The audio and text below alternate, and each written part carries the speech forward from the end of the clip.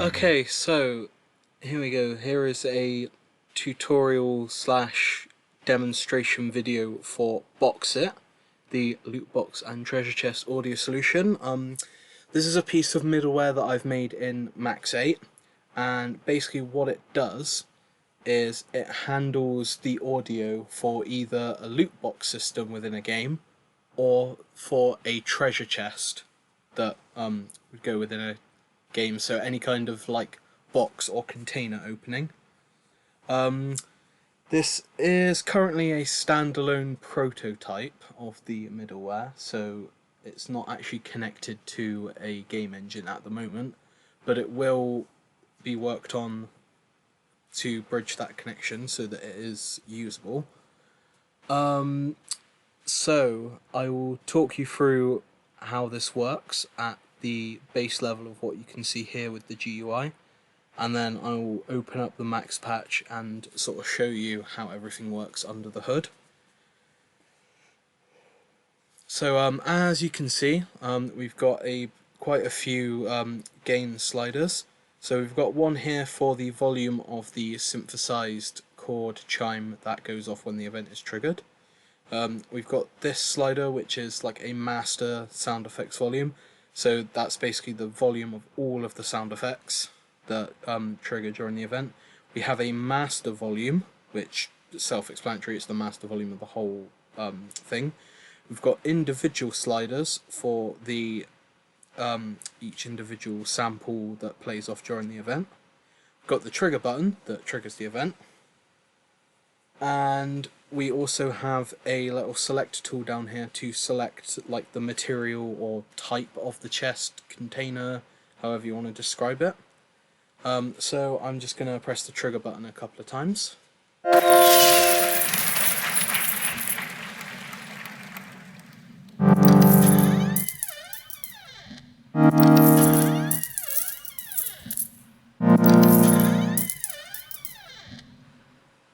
So as you noticed, quite a few of the times we literally just got the coins, the chime and the chest, and on one of those it triggered the fireworks and the applause as well. This is basically because sort of like underneath all of this, it works off of a system that I like to refer to as an excitement value, which is basically a number derived from the in-game part of in-game side of this, which I'll explain to you a bit more properly. And basically what that does is each item that would be within the loot box or within the treasure chest or whatever will be assigned a value based on like how rare or how good or how powerful whatever the item is. So if it's just like a ordinary common item, nothing that special, just an excitement value of 1. If it's like a little bit rarer, a little bit better, excitement value of 2. If it's really good or really rare, excitement value of 3, so on, so forth. It's a parameter, so it's down to whoever's using this tool as to like the specifics of how they want to do that, but that's basically how it works. And what it will do is when the container, chest, whatever is opened, it will add together the total excitement value of the items inside, and then that number will determine the pitch of the synthesized chord. So the higher the excitement value, the higher in pitch the chord will be, and it will also determine which of the sound effects will be triggered. So if it's a lower number, it will just be the coins, and if it's a higher number, it will add in the fireworks, and it will also add in the applause as well. I'm just going to show you with the selector as well. So if I change this to 2, that's like a metal crate. So it's like a metal crate opening, like an ammo crate from sort of like a first-person shooter game, something like Call of Duty or like Battlefield or something along those lines. If I set it to 3, sort of like more of a sci-fi chest, maybe something in Halo, Mass Effect, some sort of game like that, I envision it as like a container sort of like glowing and sort of exploding open to reveal the contents inside.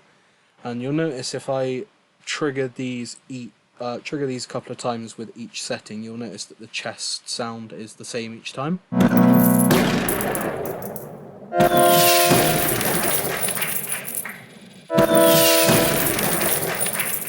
So each time I click that then, it was the sci-fi crate sample as well. If we change it back to the metal crate,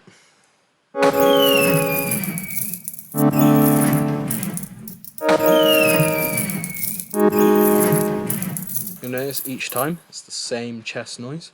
And if we set it back to the original chest, which is like a sort of classic wooden chest you'd find in any sort of fantasy game, or like a pirate chest, it's anything like that, a creaky wooden normal chest. And then each time I hit the trigger button, it's that same chest sound. So if we go into patching mode, so you see these are all the sort of assets that make up the like GUI, make it a little bit more user friendly. And here is the patch that sort of works under the hood and how everything runs. So first, starting off, I will just show you the excitement value. So because this is, like I said, a standalone version of this middleware, we don't actually have an excitement value coming as an input from a game engine. So instead, to sort of simulate it, I've just used a random number generator, set between 1 and 9. So that's just sort of what I have to work with. It can be adjusted just depending on how you want to make it work. And so that random number generator will go into this number box, which will then go into each of these sub patches for each sample type. And if I open up the coins sub patch, you will see that it's basically a max 8 playlist, and there's a bunch of coin samples, quite a few of them repeated. So basically the way that it works in max is that if a 1 is put through here, it'll play the first sound on the list. For 2, it'll play the second one, and so on and so on. So at the lower end of the excitement value, we just have like a standard coin sound, just a few coins, and that's like repeats itself for the first few values. When it gets a little bit more exciting, it's the sound of like a few more coins. Gets more exciting, it's even more coins. Then when we get to the most exciting, the highest, it's like a shower of coins raining down. And these samples also have pitch randomization on them as well. So we've got a random number generator here, and we've also got the pitch shifter. And so the random number generator will just sort of like decide how much the pitch is shifted by. What you can do as well is you can add your own samples. So if I add that in there, so every time that this excitement value is set at 1 or 0, yeah, every time it's set at 0, which would actually translate to a 1 within the sub patch, it will trigger that sound. If I change that to a 1, it goes back to the coin. If I set it at 0, it will play that sample. And then if I just remove that, so now it's back to normal. Right, so all of these patches for the samples basically all work in the same way. What we have as well on the other side of this is that the value from the excitement value also goes across to here. That number is multiplied by 3, and it then goes into this addition box. The other number that goes into that addition box as well is just from another random number generator, but with a low value, just to add a tiny bit of variation to the pitch of the chord chime. And then that value then goes down into a pair of chime sub patches. They are basically identical to each other, apart from just the oscillators are slightly different and the MIDI values. Because that number that then comes down goes through a couple of modifiers that I'll show you in a minute, and that's basically the MIDI value of the notes that play in the chord, and they're then translated into a frequency which then comes out as the chord. And then that chord is sort of triggered and released using these envelopes and these trigger boxes up here. I've got a delay as well, which is what enables the da-na instead of just a da. So that's what enables the little ba-ba sound with the chime. I've got the envelope set to the parameter. It is adjustable, how you please. I've just got it set with load bangs just how I like it. Then they all sort of come out into here and out into the master volume.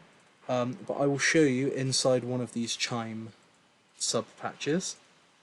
So see the value from the excitement value multiplied and added to the little tiny bit of random number generator will come through here. It will then go through a little modifier which places the note sort of a little bit higher on the keyboard, just so it's not really low all the time, because if the numbers are really low it's just going to be down the bassy end of the keyboard. So that's just a little modifier to shoot it up in pitch a little bit. So that number then comes out. That basically just goes through a MIDI note to frequency converter, which then goes through an oscillator, then out through the output. There's also a +7 and +10, so it's just +7 semitones, +10 semitones to just create a chord. That goes through oscillators as well, and then that all comes out. So if I were to trigger on this patch,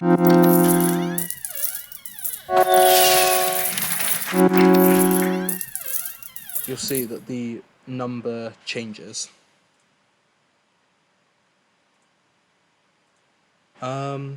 That's the basics of it. At the moment, the chime is quite basic, just a synth chime. It will, in future versions, hopefully work better as an actual synthesized instrument, but attempts at that so far with this current version have been a little bit buggy. But hopefully, future versions it will work a lot better. And I think that's everything so far.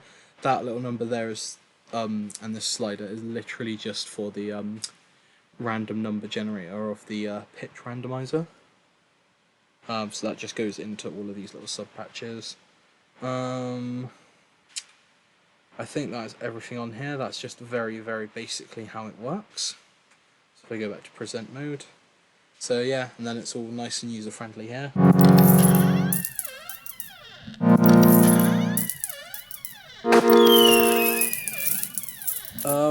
Actually, last little bit before I leave this off, so if I go back into here without messing around with the samples, if I just manually add in an excitement value, so of 1, it's just the coins. Obviously you're not going to hear the chest noise because it's not being triggered, because it's not triggered by this value, but just showing you the samples that are affected by it. If I go up to maybe a 4, slightly better coin sound. If I go up to a 6, you got a firework that goes off as well.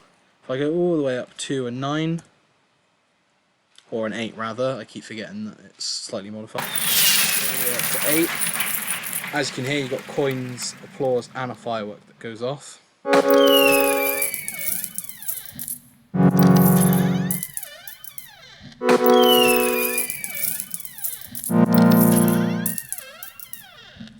And that is basically all there is to it with this initial standalone prototype version. Like I said, future versions will entail actually connecting this up to a game engine. I am currently looking at ways to implement that. One of the ways being Max for Unity, so that I'd like connect up to a Unity project. I am looking up how it would potentially connect to other game engines as well, and how it could potentially hook up to other middleware such as Wise or Fmod. And future versions as well may actually contain a bit better instrument synthesis as opposed to just a synth chord, but it is functional for the time being, albeit standalone. And I hope you've enjoyed this little demonstration.